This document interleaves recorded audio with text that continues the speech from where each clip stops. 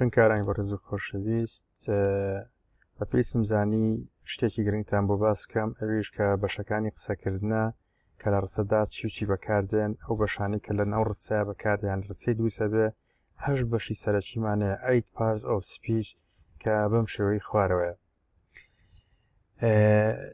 یەکەمیان ناونمان هەیە لە ڕستە.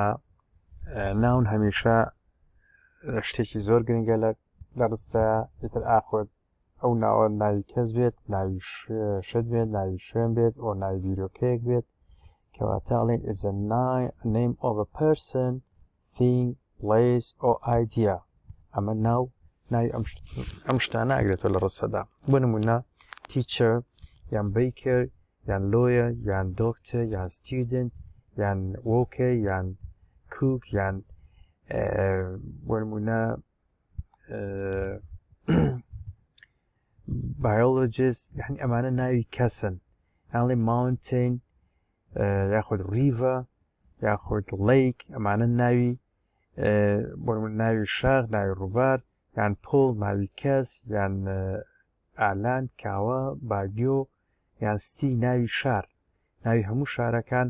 کەواتە ئەمانە لە ڕستەدا زۆر گرنگن کە بە زۆری دەکەونە بەشی سەبجێکتەوە و دواتر ئەمانە هەر یەکێ لەمانە ناتوانرێت بکرێ بە pronoun بکرێ بە جێناو بە جۆرەی تاک و کۆ بە جۆرەی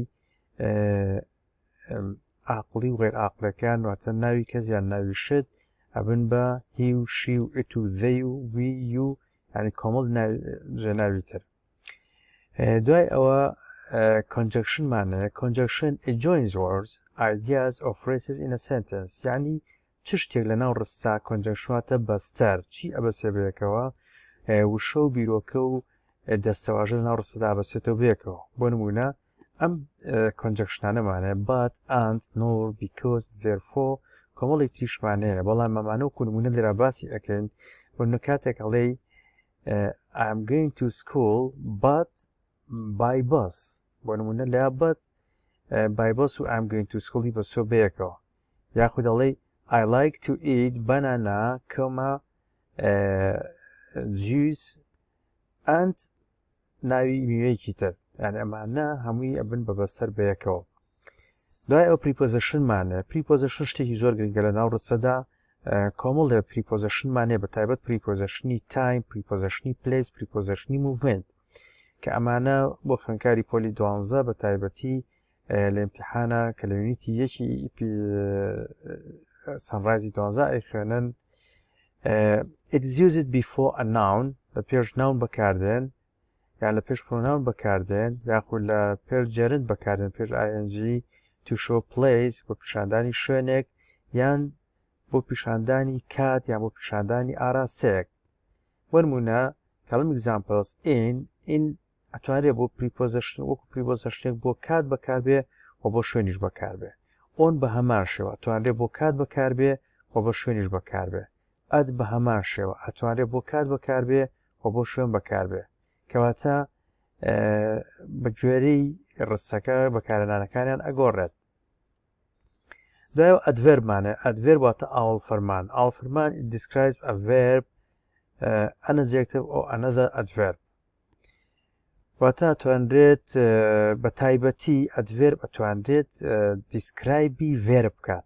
ئەدڤێرب بۆ مناڵم example quickly, yesterday, seldom. جا ئەدڤێربمان هەیە بۆ place، ئەدڤێربمان هەیە بۆ شوێن، ئەدڤێربمان هەیە ئەمانە وەکو ئێڵوایەکان adverb of manner یاخود adverb of timeمان هەیە وەکو yesterday یاخود since, for, often, already, tomorrow, next week, last month. ئەمانە هەمووی بە گوێرەی دەمی فرمان ئەو adverb of timeانە گۆڕێن یاخود adverb of placeمان کڵێ here, in the park, in the room. کۆمەڵێکی زۆرمان هەیە کە پیشانێدا کە بۆ نمونە لە شوێنێک بیت یاخود کاتێک بۆ پیشان ئەدات یاخود مانەرەکان بەکاردێ بۆ دیسکرایبی ڤێربێک. بۆ نمونە ئەڵێم she goes quickly یعنی ئەو بە خێرایی دەڕوات. quickly لێ وەسفی goes ئەکات نەک وەسفی شتێکە بکات.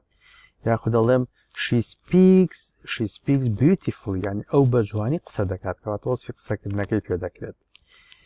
دوای ئەوە interjunctionمانە interjunction واتە نیشانەی تعجب یان it shows a strong emotion or reaction واتە چی پیشان ئەدات هەست و سۆزێکی بەهێز یاخود کاردانەوەیەک بۆ نمونە ئەڵێم وۆ ئەنجامی کاردانەوەی شتێکە هەستی خۆ ئەڵێ وۆ بەمە دەرەبڕی یاخۆڵێ ئۆ مای گاد یان ئاوچ کەواتە interjunction لە ڕستەدا بە زۆری لە سەرەتای ڕستەش بەکاردێن.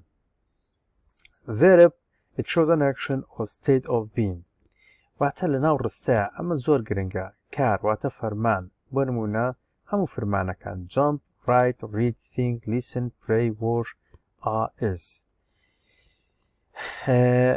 ئەمانە main verbن بەڵام دواتر فرمان یاریدە دەریشمانە کە تەنها دوو نمونەوان نووسیوە ئەویش model verbمان هەیە verb to have-مان هەیە verb to do-مان هەیە ئەمانە verb to be لە present بۆ past هەمانە verb to do دەست و did-مان هەیە کەواتە هەر یەکەیان بە جۆرەی دەمێک فرمان بەکاردێن و ئەمانە لە هەموو دەمی فرمان بەکاردێن بۆ نمونە write like she writes a poem they write essay کەواتە ئەمانە زۆر گرنگن لە ڕستە.